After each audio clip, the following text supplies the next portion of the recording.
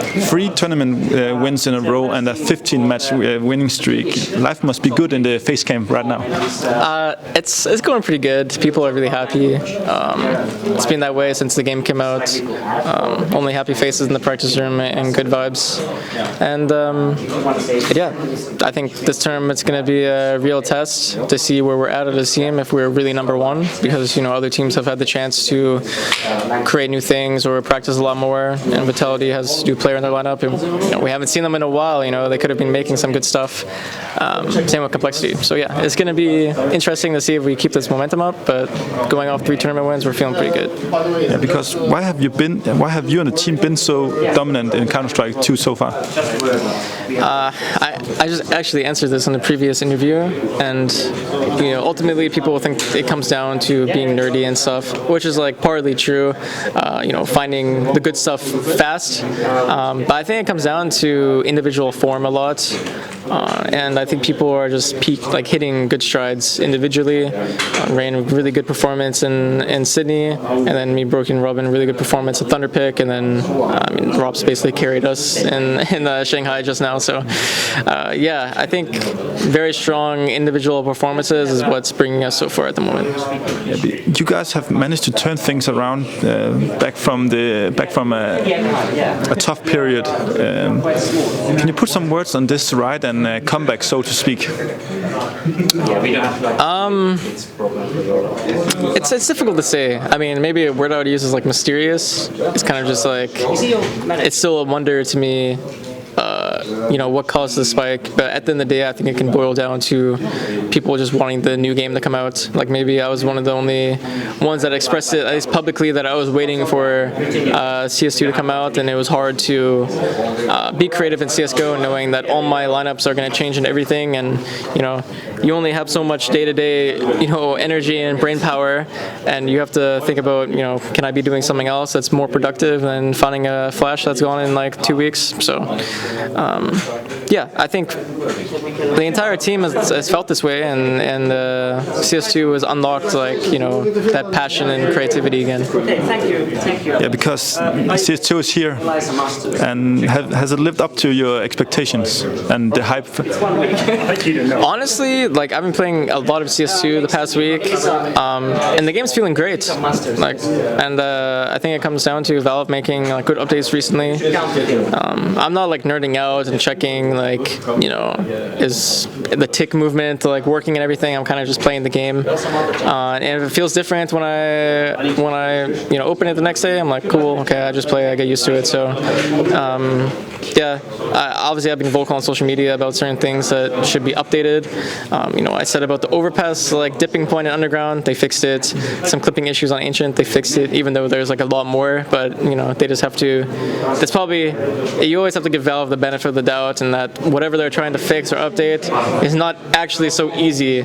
You can always think that why don't they just add Bob, it must be so easy, but there must be some errors around how shadows work, how models physically look, because it's a much more advanced engine that this movement could mess things up. What if your gun on your screen is not moving, and then it makes your model in game look fucked up or something? So it's just yeah, I think the community and players need to give the benefit of the doubt. And for me personally, I've been really enjoying the game lately. Have you been satisfied with how Valve has handling this since CS2 came out? Yeah, I mean, I think everyone can agree that they jumped the gun to release the game. But you could also say, was there ever a good time to release the game? Because tournaments are always happening. CS is always happening. Even if we're winter break, there's probably some CCT event that is going on. So no matter what, you do something, it's going to affect people.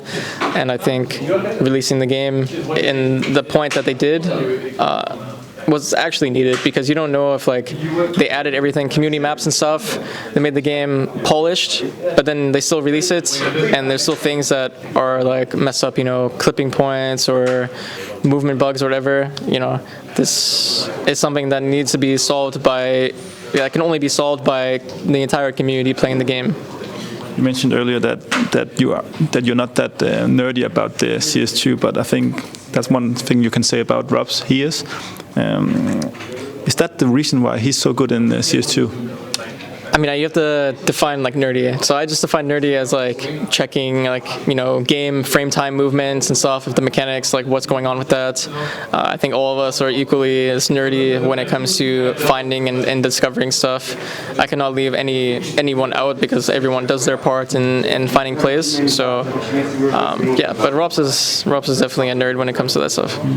Does he share some of the tips and tricks, and does he hold it for himself? I mean, we're all helping each other find new stuff, right? When there's a smoke or whatever, or flash, or like, oh, it's like good to break the smoke at this time. It's always like shared. I would not hide anything. Even, you know, it doesn't matter what I'm doing. Like, I just find a smoke, and then 5 seconds later, I'm like, oh, Finn, I can throw this smoke for you. So it's just like, that's the only way you can progress really as a team. If you're hiding your stuff for yourself, then it's a pretty selfish move, not gonna lie. You have won nearly everything with FaZe, a major, Grand Slam and more. What is your motivation for the future? Honestly, I just want to keep growing and advancing as a player. I think there's qualities of me that, you know, are still there to be unlocked. It's just about, you know, the right time. And yeah, that's all I can really do, right? And of course, I feel like this Grand Slam stuff is really cool. It'd be pretty awesome to win a third one. So there's always motivation of just winning general tournaments if that's going to be the big goal. You reportedly turned down an offer from Falcons earlier this season. Is that true? I mean, I guess I can say that publicly. Yeah, I mean, it wasn't really an offer. They just contacted me, and I turned it down fast because, you know, if it was about the money, then obviously, if I wanted the bag and I didn't care about my career, then, you know, I would go to Falcons. But yeah, I do care about my career. I have morals, and it's not about the money. Can you try to put some more words on why you declined that move? Well, I can just put in perspective for the whole community. You go to Falcons, you have no partner spots, you have to qualify for everything, which is like, you could say, the privilege that these partner teams have. But it's also an important state because, you know, these big events make a big difference when it comes to the Valve ranking. And obviously in 2025, that's going to be the main leaderboard. So yeah, but mainly for me, it's like morals.